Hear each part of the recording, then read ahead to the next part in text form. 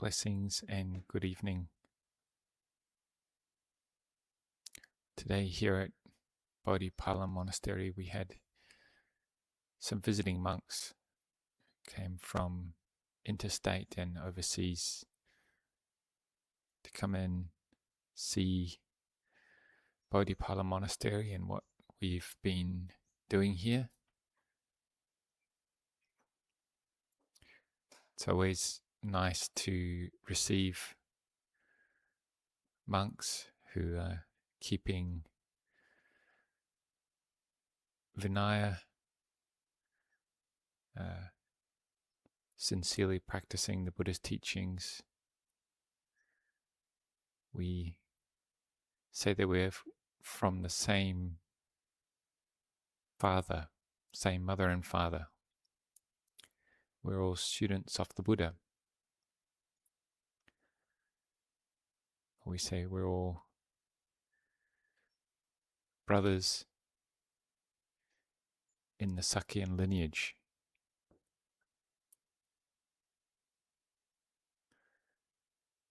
And that sort of is the binding gel, binding glue, which binds us all together, is the 227 precepts of a Buddhist monk. When you meet fellow Buddhist monks, which is rare to do so in a country like Australia, which is not a Buddhist country. It's always good to meet fellow monastic practitioners. So today we had 5 monks. We were able to receive them, serve them refreshments, and take them around the monastery. We call this duties towards visitors, or akanduka wata.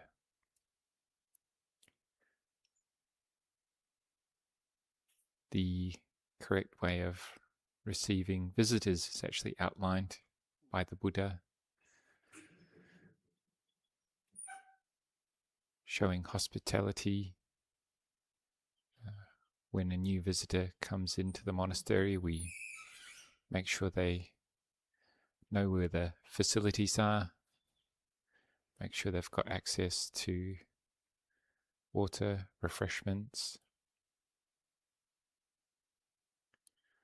It's a type of service which we provide.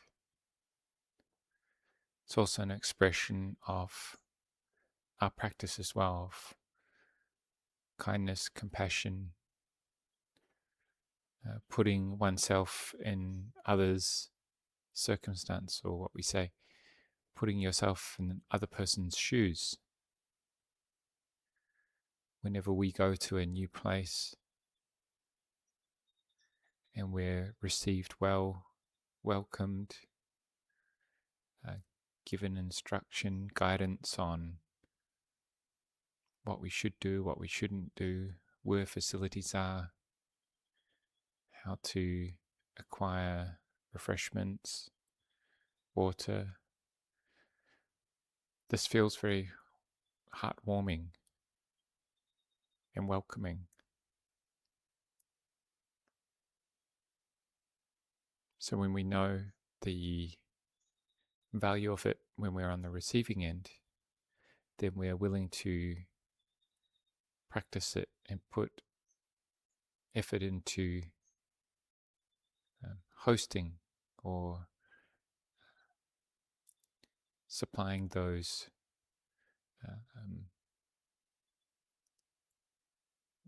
ways of welcoming visitors.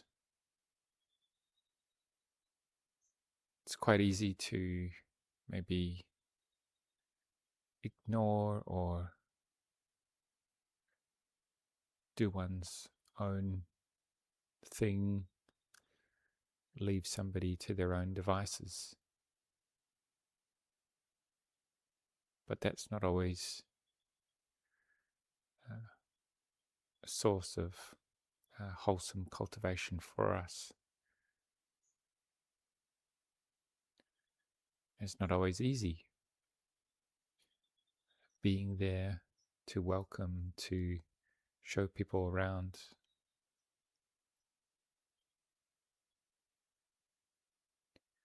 But if we have the right mind state,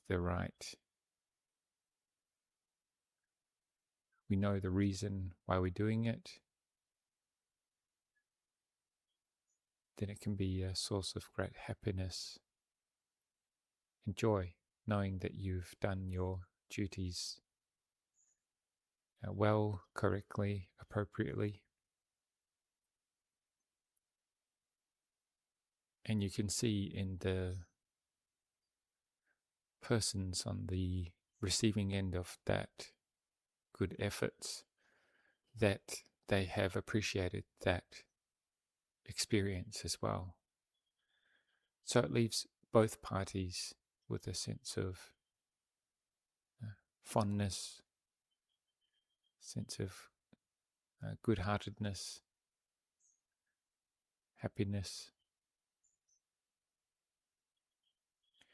So this is why the Buddha laid down these duties for the Buddhist monks. But it's also something that we can cultivate in whatever circumstance you find yourself in, whether you're a layperson, 8 preceptor, 10 preceptor. We can also develop this welcoming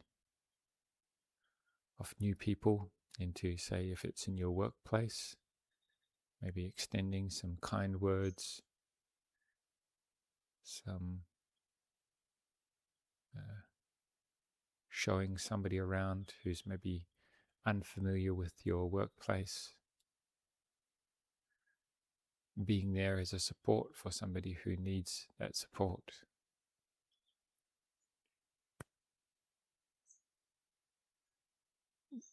Karmically, this sets us up as well.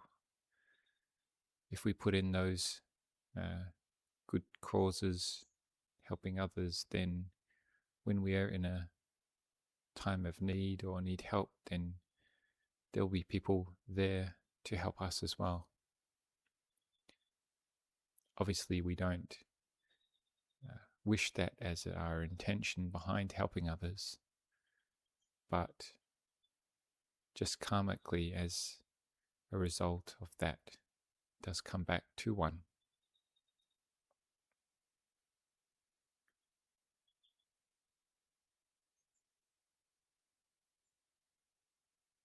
These duties are outlined in a few other areas as well. We call them acharyawata, or duties towards one's teacher. Upajayawata, which is duties towards one's preceptor. And often they're all got similar themes within them. Also the duties of the teacher towards his student as well. It's not just a one-way relationship that the student should always look after the teacher. It's also the teacher needs to look after the student as well. Looking after their physical well-being as well as their mental well-being as well.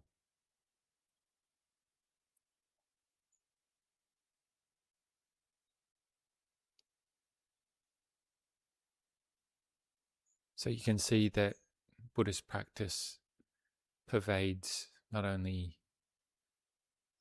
on the meditation cushion, but it also pervades out through our daily life and our approach towards other people, other circumstances, and how we can use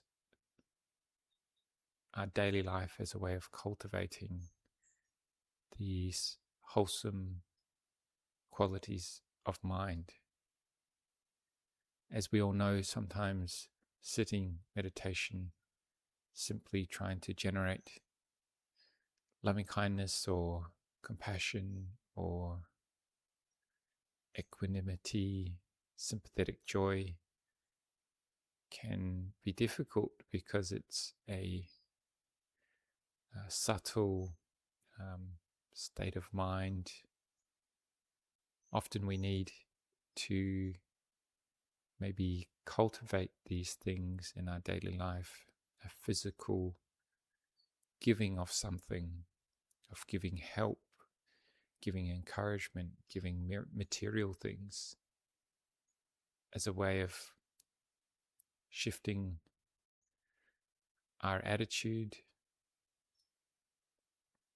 So our minds sometimes don't shift as easily. So when we do something physically to help somebody, then the feeling of the good feeling which comes with that is generated as well. Maybe not so in the first few times.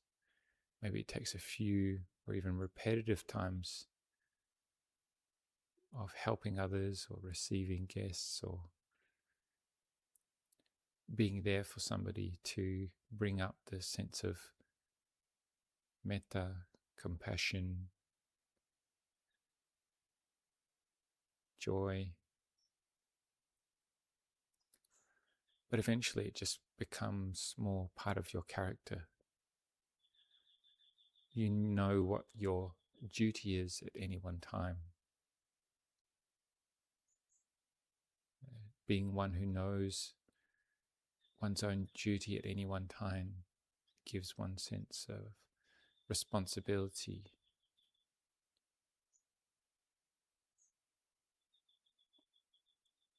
And we also are able to erode away at that liking and disliking, preferring this over that. When you are able to undertake your duties without being caught up in liking or disliking, you'll find that your mind becomes much stronger and not always determined by your preferences, because you know how to go above and beyond your immediate opinion or preference for what you want to do at that time, and instead do what is correct or appropriate or dutiful at that time.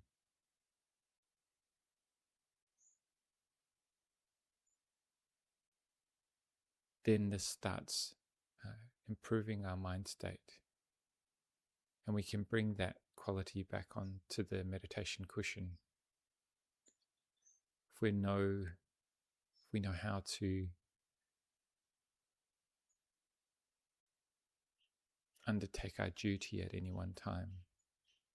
Maybe that duty is to sit here and bring our attention to the breathing or your meditation object. We learn how to set aside our preferences for this time. Maybe you prefer to be doing something else at this time,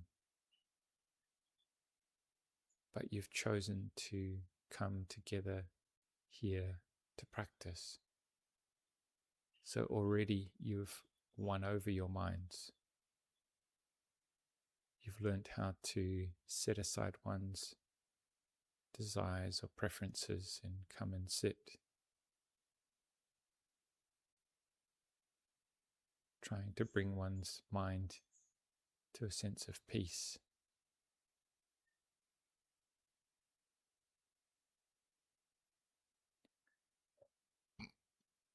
So slowly we can see how this practice is changing our character, improving ourselves for the better. But this takes patience, gentle perseverance, and slowly but surely we get there. So for this evening, I'll just say that much, and we can continue to practice meditation together.